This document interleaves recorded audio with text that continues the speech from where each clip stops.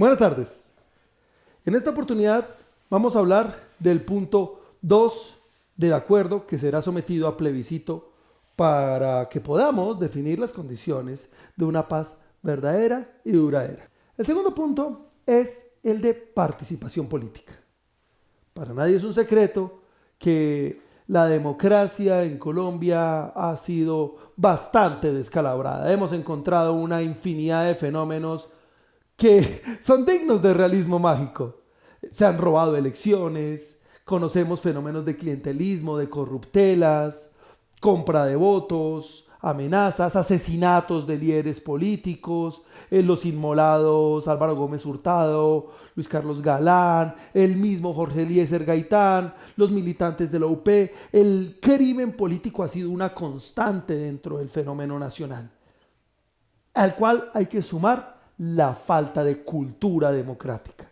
Votamos por un interés, por una provenda, ponemos políticos en puestos técnicos permanentemente, somos sometidos y salameros al fenómeno de la politiquería. Y eso ha definido gran parte de nuestra degradación nacional. Para enfrentarlo es que vamos a plantear un programa de fortalecimiento de la participación política, que no está centrado en los actores del conflicto. Solo hasta el final vamos a mencionar un aspecto que realmente es del punto 3, no del punto 2. El punto 2 está centrado en la participación ciudadana y el fortalecimiento democrático. Bueno, esto nos lleva a 3 grandes puntos: la protección a la oposición, la participación ciudadana y el sistema electoral. En materia de la oposición, implican unas obligaciones que adquiere el gobierno con todos los actores minoritarios para que se promulgue auténticamente, y como viene planteándose desde el constituyente del 91, un estatuto de la oposición. Garantías para poder objetar leyes por ser antidemocráticas, voz, voto, la posibilidad de intervenir todos los ciudadanos dentro del debate público.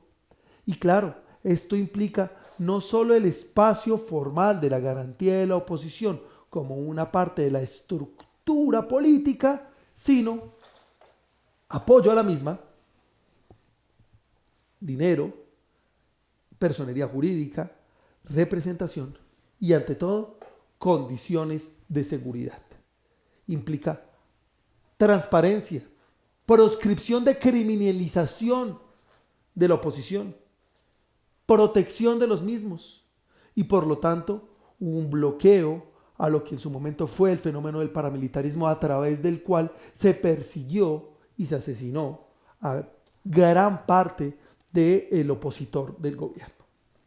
Estas condiciones deben permitir que los grupos y actores políticos puedan participar en mejores condiciones.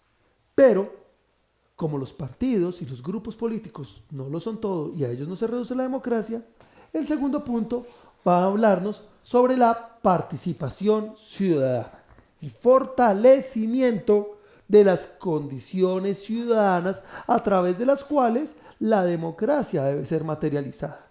Ya hablamos de las veedurías ciudadanas, del apoyo y la protección de los movimientos sociales, del espacio para que los mismos sean partícipes en las permanentes interacciones con los demás actores públicos. Y eso nos llevará necesariamente a un aspecto concreto, y es que de las zonas veredales definidas en el conflicto van a tener la representación de 16 curules. Por escrito, en este momento, que vengan esas 16 curules ante el Congreso de la República de parte de las FARC o de parte de los partidos políticos actualmente reconocidos.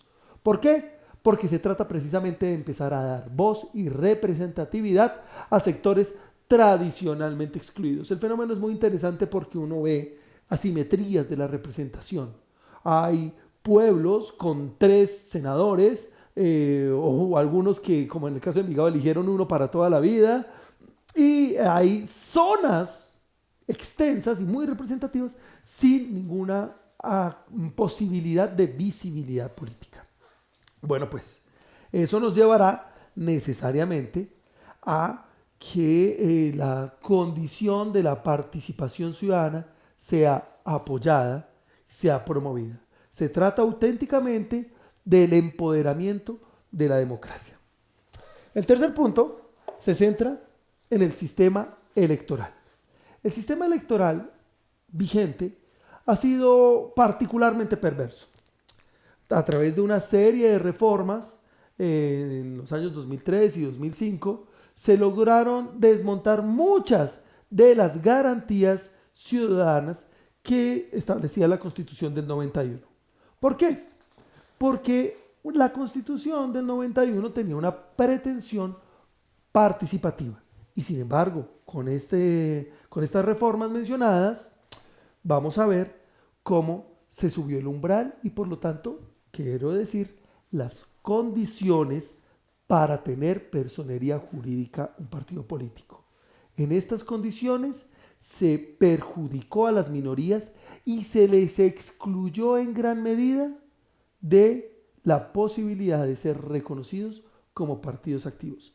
Está demostrado matemáticamente que el sistema actual de cifra repartidora a través de la matriz electoral excluye a los partidos minoritarios, al punto que matemáticamente no hay una proporción de simetría. Por ejemplo, si un partido mayoritario saca 10 votos y un partido minoritario saca 2, uno pensaría que tienen proporción, ¿no? 5-1 de representación, lo cual no es real en el actual sistema. En muchas situaciones, incluso por figuras del umbral y del cociente electoral, va a dejar la totalidad en los partidos mayoritarios, excluyendo del debate público, excluyendo de la representatividad, de las garantías de transparencia y veeduría ciudadana y política a las facciones que no estén alineadas con grandes poderes tradicionales. Mención especial merece el tema de las 10 curules que se le asignan a los representantes de las FARC. 5 en el Senado y 5 en la Cámara, con lo cual se tendrá una participación equivalente más o menos al 5% del Congreso de la República. Este aspecto ha sido particularmente polémico por la crítica de acción pública de un agente del conflicto. Sin embargo, debemos ver el mismo desde 3 grandes aspectos. La justificación de las 10 curules la hemos subsumido en las 3 siguientes: el móvil de la dejación de armas, la reparación y el fortalecimiento del discurso democrático. ¿Por qué? En primer lugar, como una herramienta para motivar, incentivar la dejación de armas. Es muy difícil pedir a alguien simplemente que se desmovilice, se entregue a la cárcel y quede excluido del concierto político. Así que es una herramienta para la dejación de armas. En una negociación algo hay que ofrecer. También es una garantía para la no reincidencia. El actor político que reincida perdería todos estos derechos y por lo tanto el que participe de los espacios públicos también es una garantía para la no retoma de armas. El segundo aspecto es la reparación, porque hay que aceptar una verdad histórica. Muchos de los actores políticos cercanos al fenómeno de la subversión, como lo fue el caso de la UP, fueron exterminados en una campaña de genocidio por grupos paramilitares en complicidad con agentes del Estado, actores políticos, muchos de ellos hoy electos aún, y de fuerzas extranjeras. Es la CIA, tras la experiencia de Vietnam y el manual del general Masó, represor de la independencia de Argelia, que se plantea el tema del exterminio como arma política. Y ese exterminio fue punto clave en la degradación del conflicto. Para reparar ese mensaje, para dejar evidencia de la voluntad de concordia, es provechoso el tema de la participación política directa. Pero el último aspecto es el que personalmente considero más importante, y es el del fortalecimiento del discurso democrático. Alguien Alguien mencionaba hace poco, el riesgo no es que vayan unos guerrilleros al Congreso, el riesgo es que el Congreso corrompa a los guerrilleros. Y algo puede tener de razón. Sin embargo, lo verdaderamente interesante es esto. Un espacio político participativo, representativo, obliga a subir la calidad del discurso político. Si un actual representante a la Cámara o senador de la República quiere mostrar su valía superior a los de los otros sectores, a los que intenta estigmatizar, a los que considera indignos del juego político, va a tener que subir mucho más las calidades con las que se ejerce actualmente esa dignidad. Yo los invito a que vean nuestro blog, The Way of the Lawyer. Tenemos una colección de las mejores salidas de escena de los congresistas. El famoso "usted no sabe quién soy yo", o cuando se votó una reforma constitucional sin leerla por Simón Gaviria. Hay una intervención muy bonita hace poco de una senadora que confundió a Albert Einstein con Nicolás Maquiavelo, hablando de uno traer las citas por solo justificar. Y no les cuento todas para que nos visiten y vean la colección que hacemos. Así que esta es una auténtica oportunidad para que podamos elevar el discurso histórico.